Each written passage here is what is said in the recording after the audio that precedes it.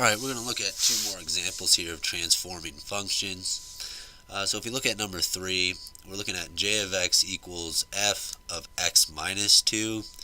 Once again, this is when we're using f of x being 3 times x minus 1 squared plus 2.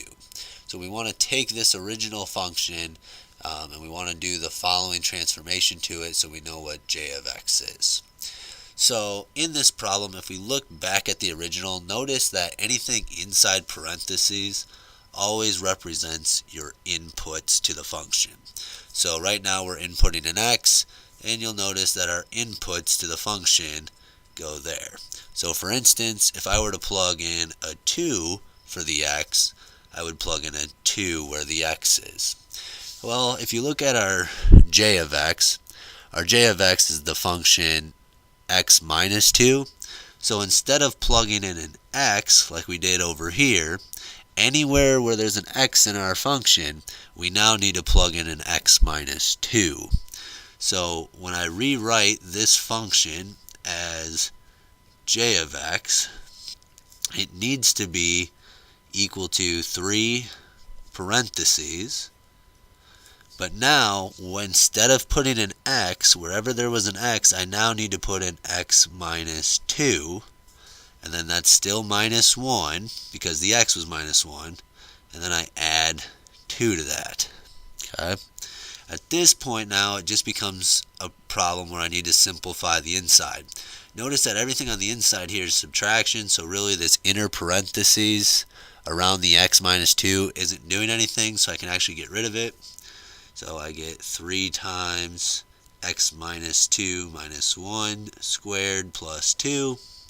And then lastly, I just need to combine the negative 2 and the negative 1, which will give me 3 times x minus 3 squared plus 2.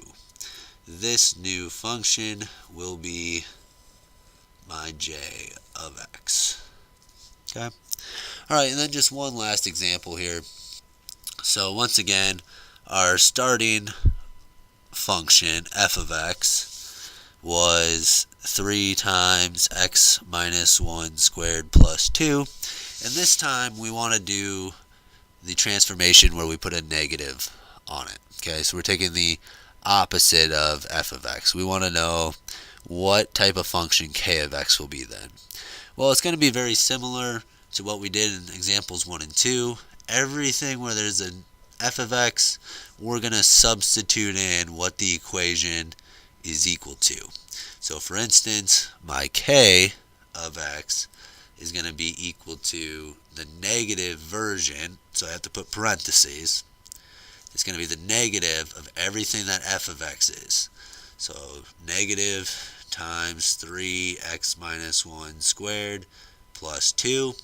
And then this is really just the same thing that we did in number 2, where we got to distribute this negative to both things on the inside. So k of x is going to be equal to negative 3 times x minus 1 squared minus 2. And that would be the answer.